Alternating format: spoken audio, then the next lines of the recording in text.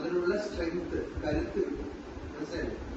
അപ്പൊ പ്രാർത്ഥിച്ചാൽ നമുക്ക് നല്ല പോസിറ്റീവ് വൈബ് കിട്ടും. കേട്ടിട്ടുണ്ടോ? Positive vibe. ആ പോസിറ്റീവ് വൈബ് കിട്ടും. അപ്പൊ നമുക്ക് നല്ലോണം പ്രവർത്തിക്കണം. അലസരായിരിക്കുന്ന ആൾക്കാർക്ക് ഒന്നും കിട്ടില്ല.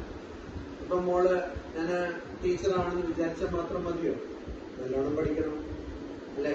പഠിച്ചിട്ട് പിന്നെ ടീച്ചറാകാനുള്ള പരീക്ഷയൊക്കെ എഴുതണം.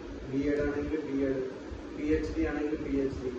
അതുപോലെ അത് ചെയ്താലേ ടീച്ചറാകാൻ പറ്റുള്ളൂ. പിന്നെ ക്ലാസ് എടുക്കുന്ന മുമ്പ് നല്ലോണം പഠിക്കണം. പക്ഷെ ഇതൊക്കെ ചെയ്യുന്നതിനോടൊപ്പം പ്രാർത്ഥിച്ചാൽ അതൊക്കെ ചെയ്യാനുള്ള ഊർജം കിട്ടും. എന്ത് കിട്ടും? Strength, energy. അതാണ് പ്രാർത്ഥന. ദിവസവും പ്രാർത്ഥിക്കണം. എപ്പോ പ്രാർത്ഥിക്കണം? ദിവസം. ഏത് സമയം പ്രാർത്ഥിക്കണം? വൈകുന്നേരം. എന്ത് ചെയ്ത് പ്രാർത്ഥിക്കണം? ഒറ്റയ്ക്ക് പ്രാർത്ഥിക്കണം. അപ്പൊ ഇവരൊന്നും പ്രാർത്ഥിക്കില്ല. അപ്പോ നിർബന്ധിക്കണം പ്രാർത്ഥിക്കണം. കേട്ടോ?